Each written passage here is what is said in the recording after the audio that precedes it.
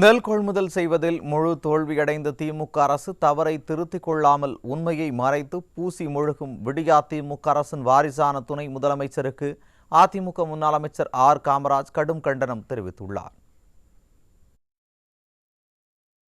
இது தொடர்பாக அவர் வெளியிட்டுள்ள கண்டன அறிக்கையில் வடகிழக்கு பருவமழையால் தமிழகம் முழுவதும் குறிப்பாக டெல்டா மாவட்டங்களில் நெற்பயிர்கள் நீரில் மூழ்கி சேதமடைந்ததை சுட்டிக்காட்டியுள்ளார்.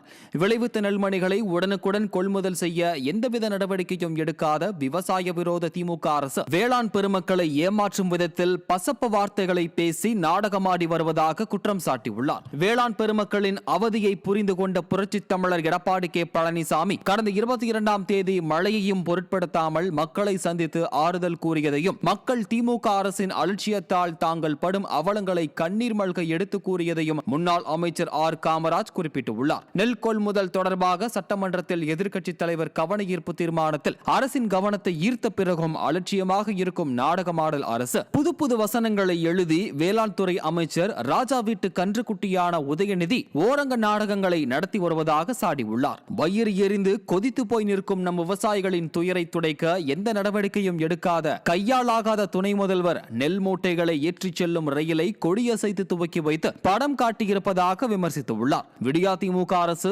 விரைந்து நெல்லை கொள்முதல் செய்யவும் பாதிக்கப்பட்ட நெல் மூட்டைகள் நெற்பயிர்களை கணக்கிட்டு விவசாயிகளுக்கு உரிய நிவாரணம் வழங்க வேண்டும் எனவும் வலியுறுத்தியுள்ளார். 20 நாட்களாக திகைத்து நிற்கும் டெல்டா மாவட்ட மக்களை பார்த்து ஆறுதல் கூட சொல்ல தெம்பு இல்லாத ஸ்டாலினும் தொண்டரடி பொடியாழ்வார்களும் பாதிக்கப்பட்ட மக்களோடு மக்களாக தோள் கொடுத்து நிற்கும் கழக பொதுச் செயலாளருக்கு பதில் சொல்கிறோம் என்று தவறை பூசி மெழுகி மறைக்கும் விடியா திமுக ஃபெயிலியர் மாடல் ஸ்டாலின் அரசுக்கு முன்னாள் அமைச்சரும் திருவாரூர் மாவட்ட செயலாளருமான ஆர் காமராஜ் கடும் கண்டனத்தை தெரிவித்துள்ளார்.